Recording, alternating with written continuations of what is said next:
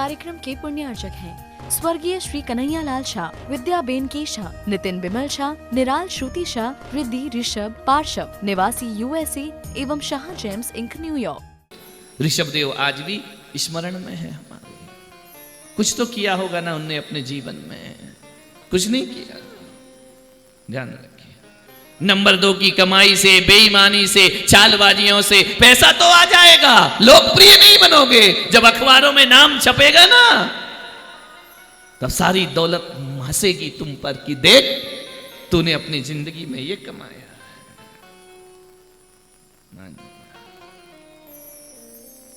दुष्चरित्र की दुर्गंध फैलती है, वो सच्चरित्र की सुगंध फैला करती है। नाभि राय के पास सच्चरित्र है, सुगंध फैल रही है, अगरबत्ती की तरह जल रहे हैं, खुशबू बिखेर रहे हैं। ध्यान रखना, मालूम है तुम्हें, एक दीपक जलता है, एक अगरबत्ती जलती है, दोनों में बड़ा अंतर होता है। दीपक के पास सुगंध नहीं होती है, दीपक के पास कोई ताकत नहीं होती है।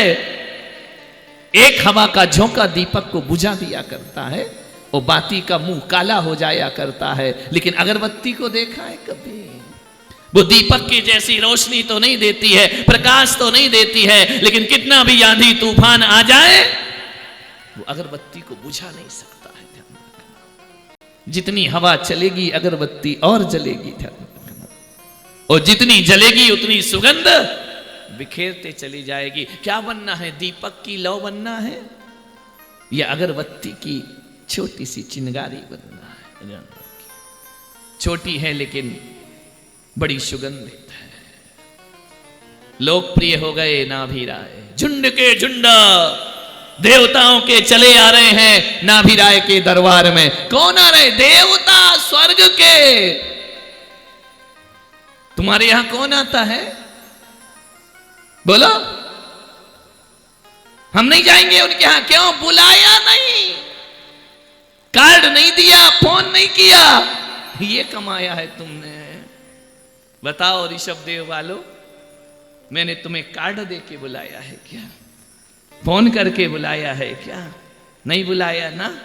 ध्यान रखिए, ऋषभ देव ने, नाभि राय ने किसी को फोन थोड़ी किया था, नाभि राय ने किसी को दूत को थोड़ी भेजा था। लेकिन फिर भी देवता स्वर्ग लोक खाली करके उनके आंगन में पहुंच जाते। असंख्यात देवी देवता, थोड़े बहुत नहीं, सारे देवता हाथ जोड़कर किंकर की भांति सौधर्म इंद्र जिनके आंगन में नृत्य किया करता है, भूल जाता है मैं देवलोक का देवेंद्र हूं, मैं सारे स्वर्गों का राजा हूं, इंद्र हूं। भूल जाता है भगवान के आंगन में किंकरों की भांति नृत्य किया करता है। विचार करिए, सोचिए, सुध-बुध खो देता है सौधर्म इंद्र।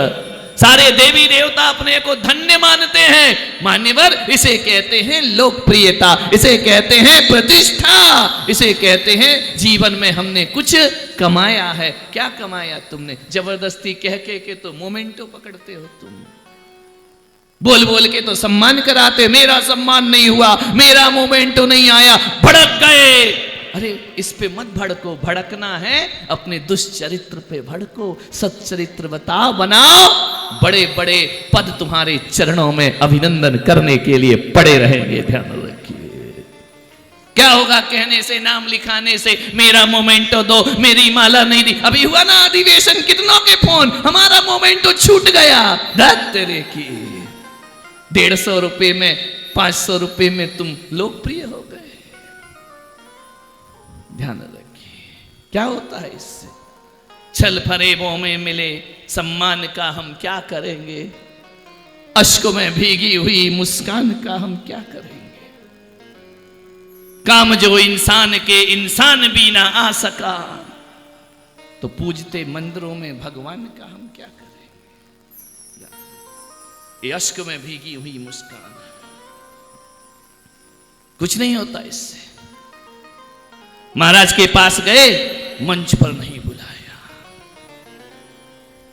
अरे ऐसा जीवन बनाओ कि जब तीर्थंकर तो 4 बार दिव्य ध्वनि खिरती है, लेकिन चक्रवर्ती ऐसा पुण्य लेकर आता है कि असमय में ही भगवान बोल पड़ा करते हैं। ये चक्रवर्ती का पुण्य हुआ करता है। इतने पुण्यात्मा चक्रवर्ती होते हैं कि बिना समय के भी भगवान उनसे बोलने लगते हैं। ध्यान रखिए, महाराज के पास गए, महाराज बोले नहीं, अरे तुमने किया क्या है जो हम तुमसे बोले? क्या किया? ऐसा कौन सा तुमने बड़ा समाज का, धर्म का नाम रोशन कर दिया? बस हम बाहर से आए हैं। आए हो तो आए हो, बाहर वाले बाहर रहो। ध्यान रखिए, क्या भीतर पहुंचने का प्रयास किया है जिंदगी में? इतनी दूर से तो गए, देखा नहीं, बोला नहीं। मैं क्या बोलूं? मैं परेशान हूं लोगों से। बाहर से लोग आए, महाराज बोले, क्या बोले? तुम्हारा रत्नात्रय पूछे, क्या बोले हम तुमसे? बताइए, क्या बात करें हम तुमसे? ये पूछे कि तुम्हारी बीवी कैसी है, पलट के उत्तर मिल गया कि मेरी बीवी में आपको क्या इंटरेस्ट है, तो फिर हम क्या कर लेंगे? ध्यान रखिए। तुम्हारे बच्चे कैसे हैं, तुम्हारी बेईमानी का धन कैसे ये पूछूं मैं तुमसे?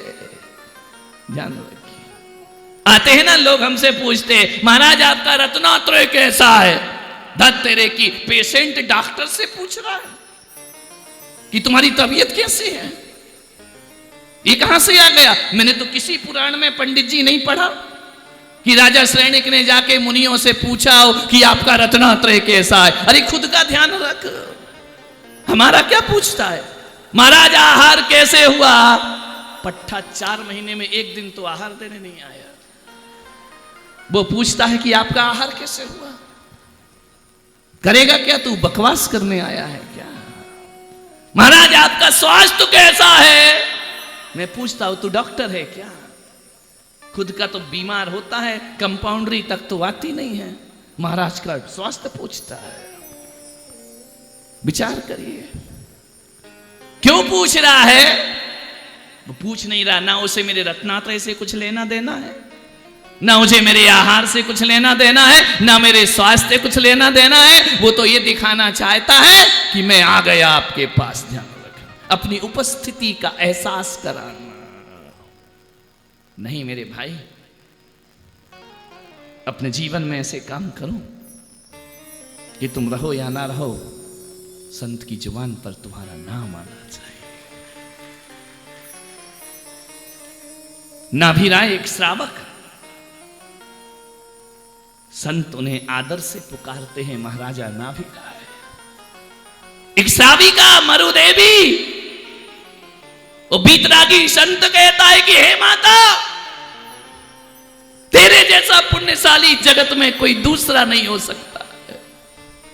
हम आचार्य मुनि भी तेरे पुण्य की तुलना नहीं कर सकते हैं। क्या जगत जननी रही, श्रीनाम सतानि सतसो जनयन्ति पुत्रान नान्या सुतम तदुपमम जननी प्रसूता। आचार्य माने तुम कहते कि तेरी जैसी माता कहां मिलेगी, किसको प्राप्त होगी? धन्य है तू मां। महाराज आशीर्वाद दो, महाराज आशीर्वाद दो। ऐसे काम करो ऋषभदेव की नारियों कि महाराज तुम्हें आशीर्वाद नहीं, महाराज तुम्हें धन्य धन्य कह करके पुकारे। ध्यान रखना कि धन्य हो गई वह माता, धन्य हो गए वह पिता। रिद्धिधारी मुनि भी जिन्हें धन्य धन्य कह करके बुलाएं, वह होती है जीवन की लोकप्रियता। ध्यान रखिए, ये झुंड के झुंड जो नाभिराय के दरबार में आ रहे हैं, देवता चले आ रहे हैं, काय के लिए आ रहे हैं? कि नाभिराय थोड़ा सा रत्न का हार फेंक दें, हम उठा करके ले जाएं। नहीं, वो ऋषभदेव वाले नहीं हैं। ध्यान रखिए कि नाभिराय कुछ मोहरें लुटा दे, देवता उठा करके ले जाए। ये रत्न, ये मोहरें देवताओं के किसी काम की नहीं है। ध्यान रखना, क्या लेंगे नाभिराय से? क्या किस लिए आ रहे हैं वो? बताइए। ये देवता स्वर्ग से उतर कर क्यों आ गए धरती पर? क्या चाहिए? क्या अभिष्ट है उनका? क्या इष्ट है उनको? क्या चाहिए देवताओं को? सौधर्मिंद्र की जो संपदा है ना, उसके सामने नाभिराय के पास कुछ भी नहीं। इतनी रिद्धियां, इतनी सिद्धियां, इतना वैभव सौधर्मिंद्र के पास, नाभिराय तो गरीब है उनके सामने। फिर क्यों एक इतना संपन्न व्यक्ति, देवत्व को प्राप्त व्यक्ति साधारण से नाभि राय को शीश झुकाता है। क्या चाहिए उनको? तुमको तो यही चाहिए ना, मंदिर में जाके मेरी दुकान चला दो, बच्चे की शादी नहीं हो रही सेट करा दो, हे भगवान मेरा ऐसा करा दो, मेरे बच्चे को नौकरी नहीं लग रही है। धत तेरे की सौधर्म इंद्र से फकीरों जैसे जाओगे तो फकीर बनकर लौटोगे, और इंद्र जैसे जाओगे इंद्र बनकर के लौटोगे। मंदिर में कैसे जाते हो? भिखारी बनकर, कटोरा लेके जाते हो, वापिस लौट कर आ जाते हो। इसलिए अपने यहां जैन दर्शन में भगवान की पूजा मनुष्य बनकर नहीं, इंद्र बनकर की जाती है, सौधर्म इंद्र बनकर के की जाती है कि यहां गरीबी मत दिखाना भगवान को। अमीर दिल लेकर जाओगे तो अमीर ही बनकर लौटोगे। वो सम्राट ही क्या, वो सम्राट ही क्या जो भीतर से फकीर ना हो, और वो फकीर ही क्या जो भीतर से सम्राट ना हो। हम फकीर हैं लेकिन भीतर से सम्राट। लोकप्रियता नाभि राय अर्जित कर रहे हैं। क्यों आए ये देवी देवता? बताओ तो, किस लिए आए?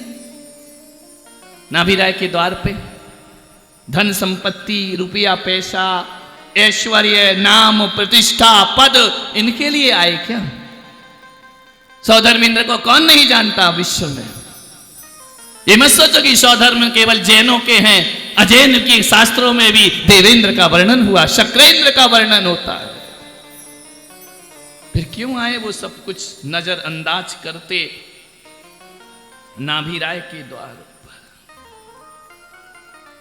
कुछ पाने के लिए नहीं, हृदय का उल्लास व्यक्त करने के लिए, भीतर की भक्ति व्यक्त करने के लिए, प्रसन्नता व्यक्त करने के लिए, आनंद व्यक्त करने के लिए। क्योंकि जो सुख यहां है वो सुख स्वर्गों में प्राप्त नहीं होता है, ध्यान रखिए। जब तक भगवान स्वर्ग में रहे तब तक इंद्र ने उन्हें प्रणाम नहीं किया, तब तक कोई सौधर्म इंद्र ने उनसे कोई संपर्क नहीं रखा।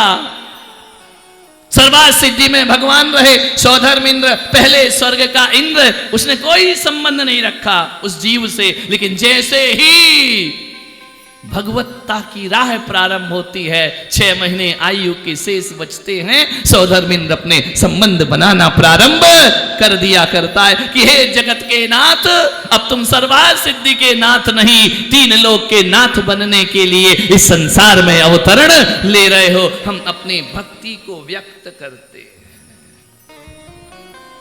एक बात बताऊं ऋषभ देव वालों, किसी के प्रति गुस्सा आता है तो तुम उसे तुरंत व्यक्त करते हो या नहीं? मन खराब होता है तो तुम्हारा चेहरा उस खराब मन की अभिव्यक्ति देता है या नहीं देता है?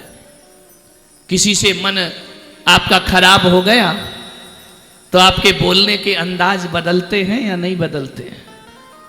सुंदर जी, बदल जाते हैं ना।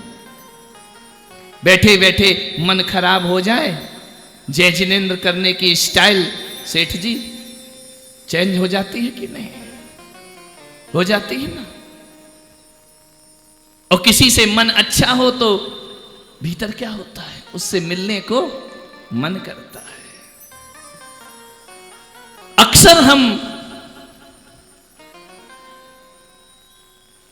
एक काम करते हैं कि गालियां तुरंत व्यक्त करते हैं, दुर्व्यवहार तुरंत व्यक्त करते हैं, अपनी खीज तुरंत व्यक्त करते हैं, अपना क्रोध तुरंत व्यक्त करते हैं। लेकिन किसी से प्रेम हो ना, उसे व्यक्त करने में कंजूसी करते हैं। क्यों करते हो कंजूसी? किसी की अच्छाइयों को अभिव्यक्त करो, किसी के प्रति अच्छे भाव हो तो उन्हें व्यक्त करने का प्रयास करो। नहीं करते। किसी के प्रति प्रेम हो, हर कोई भावों की सूक्ष्म भाषा को नहीं समझता है, प्रदर्शित करना पड़ता है। अभी इस चातुर्मास में कोई गड़बड़ कर दे तो सब बोलेंगे ये खराब है, ये खराब है। जो अच्छा है उसकी जय जयकार नहीं करते हो। उसने वक्त दिया, उसने समय दिया, उसने सब कुछ दिया, प्रेम की अभिव्यक्ति नहीं करते हो। मैं पुलक सागर कहता हूं इस ऋषभ कथा के माध्यम से, यदि बुराई क्रोध की अभिव्यक्ति करते हो, इसको थोड़ी देर को रोक दिया जाए और प्रेम की अभिव्यक्ति की जाए तो ये धरती स्वर्ग बदलने में ज्यादा देर नहीं लगे। प्रेम अभिव्यक्त करो, उसे छुपाओ मत। तुम तो इतने नादान हो कि पत्नी से भी प्रेम छुपाते हो, करते हो, लेकिन बोलते, एक बार बोल के देखना, एक बार कह के देखना। पत्नी भी जानती है कि बहुत चाहते हैं, लेकिन मुंह से कंजूस है। पैसा तो खर्च करता है, पैसे से कंजूस कम लोग होते हैं, बोलने से कंजूस ज्यादा लोग होते हैं, बोलता नहीं है। एक बात बताओ, किसी को प्रेम अभिव्यक्त करोगे तो उसे आनंद मिलेगा या दुख मिलेगा? बोलिए, आनंद मिलेगा ना, सुख मिलेगा ना। इसलिए तो 1008 नामों से सौधर्मेंद्र भगवान का प्रेम अभिव्यक्त करता है। हे जिनेंद्र तुम तीन लोक के नाथ हो, हे जिनेंद्र, हे आदिश्वर, हे अर्धनारीश्वर। 1008 नाम से सौधर्मेंद्र ने भगवान की स्तुति की। स्तुति का अर्थ क्या है? किसी की अच्छाई को व्यक्त करना। इंद्र व्यक्त ना करता तो भी भगवान 1008 नामों से, क्या अनंत नामों से जाने जाते, लेकिन भक्ति कैसे प्रदर्शित होगी? क्रोध व्यक्त मत करो, प्रेम व्यक्त करो। कमियों पर अपना चेहरा मत बिगाड़ो, अच्छाइयों पर मुस्कुरा करके देखना सीखिए। विचार करना।